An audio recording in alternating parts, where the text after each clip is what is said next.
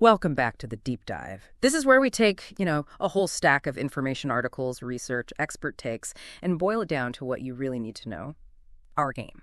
To cut through all that noise, give you the context, help you get genuinely informed without feeling overwhelmed. Today, we're diving deep into something pretty fascinating, the shifting sands of U.S. foreign policy, especially President Trump's second term and the Middle East. And what's really interesting is how his actions seem to be causing these surprising, sometimes, confusing shifts, even within his own Republican base. We've got a lot to draw on for this deep dive. Sources like Al Jazeera, Newsweek, the Middle East Institute, plus polling from Pew Research and the Arab American Institute Foundation, so a real mix of perspectives. Indeed, it's a remarkably complex picture, isn't it? You have these long-held foreign policy ideas being, frankly challenged. Challenged by presidential actions, sure, but also by what seems like a real shift in public feeling. And it's how these things mix together that paints this discordant picture. Discordant, yeah, that's a great word for it. Captures it perfectly. And that's really our mission today, to unpack these tensions for you. We want to show you where the surprises are and maybe explore what these shifts could actually mean for America's role in the Middle East going forward. Okay, so let's get into it. Right off the bat, 2 months into the second term, we see President Trump ordering these pretty large-scale military actions against the Houthi group in Yemen. And these aren't small incidents. That first round of airstrikes, reports said at least 53 people were killed. That's significant military force. Absolutely. And these attacks were framed as a direct, quite robust response to renewed threats from the Houthis themselves. They'd publicly vowed to keep targeting Israeli ships, and really any ships, in the Red Sea area. So if you connect the dots, it's a clear signal, an assertive military response, protecting shipping, responding to threats. Okay, but here's where it gets, really interesting, almost paradoxical. You rewind just a few months, November 2024, the campaign trail. Trump's in Grand Rapids, Michigan, and he makes this big pledge, right? I will restore peace in the world. And he specifically promised a swift end to wars in the Middle East. Which immediately brings up the big question. How do these military actions square with those promises?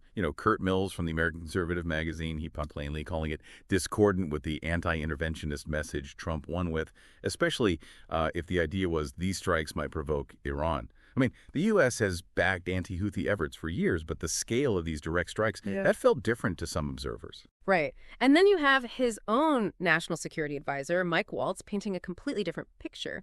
He talks about the strikes as a sign of strength, contrasting Trump's, quote, overwhelming force with the feckless responses of the past administration, as he put it. So even within Trump's circle, you see these actions interpreted differently. Strength versus maybe a departure from the anti-interventionist promise. It's definitely bold, but it sparks that internal debate right away. And that visible military action hasn't just caused ripples outside, it's really exposed this fault line, maybe a long simmering one, inside the Republican base itself. Historically, the GOP has been the party of muscular foreign policy, assertive action, peace through strength, that kind of thing. That's the traditional view, yeah. But then you've got this really vocal, maybe growing group among his core voters, often leaning more, far right, who are pushing for the exact opposite. They want the U.S. out of these, what they see as costly foreign entanglements. They're tired of long wars. You see it clearly. People like Steve Bannon, a major voice in that America First camp, he was blunt on social media. America has zero obligation to keep open the Red Sea and the Suez Canal. That's a pretty stark statement. And Congressman Thomas Massie said something similar, didn't he? Arguing it wasn't about pirates or China's shipping lanes, but felt like we were forgetting lessons from Iraq, Afghanistan. These are not our wars, he said. Yeah, and Marjorie Taylor Greene, too. She said, I have not heard a single American say they want another war, not one.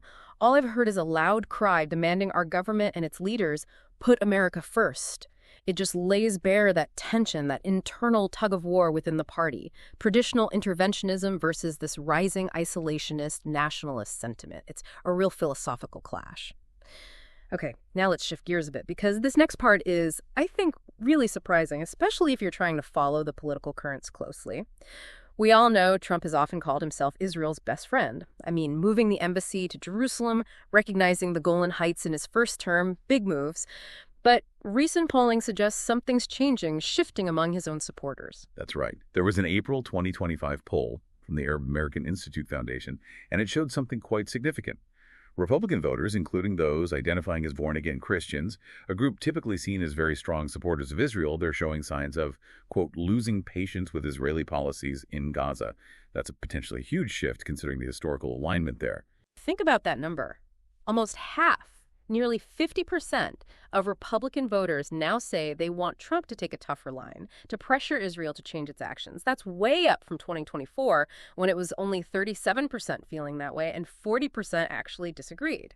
So the trend, the direction seems pretty clear. It's moving towards a more critical view. It does. And while, overall American sympathy might still lean towards Israel over the Palestinians, maybe by 2-1, the broader sentiment among all voters is that the U.S. should apply more pressure on Israel. Pressure to end the occupation, allow for an independent Palestinian state. And look at this. A majority, 53% of voters, oppose unrestricted aid to Israel if its actions put civilians at risk in Gaza and Lebanon. That suggests a widespread desire for conditions for accountability tied to aid. So the big takeaway here, maybe the surprising one, is that if Trump decided to, rein in Israel somehow, maybe through conditioning aid or specific demands, he might actually find support from both Republicans and Democrats on that. That's a potential political alignment that really cuts against the grain of traditional party lines, isn't it? It really is. It suggests a possible path for him that aligns with this shifting public mood, even if it clashes with older Republican orthodoxy. Okay, let's widen the lens now to the international scene. Just this past July, French President Macron made a big announcement. France is going to formally recognize the state of Palestine at the UN in September. That makes France the biggest European power to do so, following some others like Norway, Ireland, Spain. It's a major diplomatic signal. And Macron linked it to France's historic commitment to peace in the region. He stressed the urgency, ceasefire, hostages released, much more aid for Gaza, where the death toll tragically was reported over 59,000 Palestinians. So he's framing it as a step towards a viable, peaceful two-state solution. But the reaction, especially from the U.S. and Israel, was immediate and very sharp. U.S. Secretary of State Marco Rubio flat out rejected it, called it reckless, a slap in the face to October 7th victims, and argued it only helps Hamas propaganda. Pretty strong words. Very strong. And Republican Senators Graham and Cotton were right there with him. Graham called it curious and disturbing. Cotton, a shameful endorsement of terrorists. They essentially argued it would embolden Hamas, make peace harder, and raise questions about borders, governance, security of such a state. And from Israel, even stronger if possible, Netanyahu's office called it rewarding terror, warned it could create another Iranian proxy like they argue Gaza became, and basically said a Palestinian state now would be a launchpad to annihilate Israel. Defense Minister Katz called it a disgrace. Intense condemnation. But here's where it gets really fascinating again. President Trump's personal reaction, it was much, much milder, almost dismissive. He basically said what Macron says doesn't matter, that it doesn't carry any weight. It's not going to change anything. Which is, it's strikingly different from the loud condemnations coming from his own top Republican allies and from Israel. That contrast is really something. Yeah, that moment of discord, right? Trump downplaying it while his allies blast it. It kind of underscores these bigger fundamental questions about whether a Palestinian state is even feasible right now and what the dangers are. Let's dig into those practical concerns. Well, critics raise huge flags about recognizing a state with borders that are still hotly disputed, like the 1949 armistice lines, the Green Line. That implies Israel leaving the old city of Jerusalem, settlements. Critics worry that instead of settling things, formal recognition could actually unleash cascading conflict by making those unresolved issues immediate flashpoints. And then there's a leadership question, isn't there? Mahmoud Abbas is nearly 90. Hamas contests his authority. So there's a real fear of, maybe intra-Palestinian civil war if different factions fight for control. Not exactly a recipe for stability. Not at all. And beyond that, there's the huge concern about weaponization. Could an independent Palestinian state become a base for outside powers? The fear, explicitly stated, is that Iran could place missiles, drones, right there in the West Bank and Gaza. That dramatically cuts down Israel's warning time, increases vulnerability. It's a major strategic worry for them. And Iran isn't the only player mentioned. Turkey, under Erdogan, is openly pro-Hamas, looking to expand its influence. Some critics suggest Turkey might see a Palestinian state as a market for its weapons, potentially aimed not just at Israel, but maybe even Jordan too. That really widens the potential conflict zone. Which leads to this really critical, very worrying question. Could all this, the internal power struggles, the external meddling trigger, not just local fighting, but a much wider intrastate war. Could a fragile new state become the spark that ignites a regional conflict involving multiple countries? That's the nightmare scenario, a massive destabilization across the Middle East. So we've really covered a lot of ground today, these shifting sands in U.S. policy, the surprising splits inside the Republican Party, that whole intense global debate over Palestinian statehood.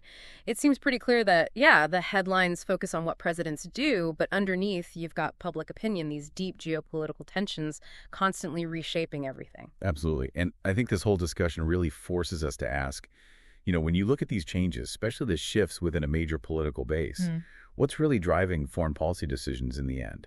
Is it the campaign promises?